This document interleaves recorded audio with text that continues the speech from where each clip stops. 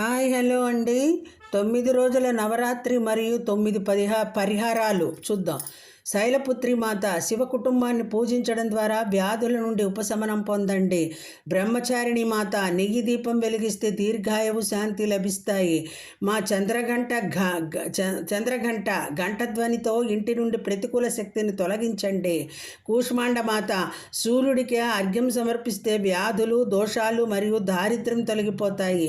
స్కందమాత తల్లి చిన్నపిల్లలకు చక్కెర మిఠాయిలు పంచండి. పిల్లల ఆనందం మరియు రక్షణ ఉంటుంది. కాత్యాయని మాత రజస్వలైన అమ్మాయిలకు బట్టలు దానం చేస్తే వివాహంలో అడ్డంకులు తొలగిపోతాయి. 7 కాళరాత్రి మాత నల్ల నువ్వులను దానం చేయండి. భయం మరియు పాపాల నుండి ఉపశమనం లభిస్తుంది.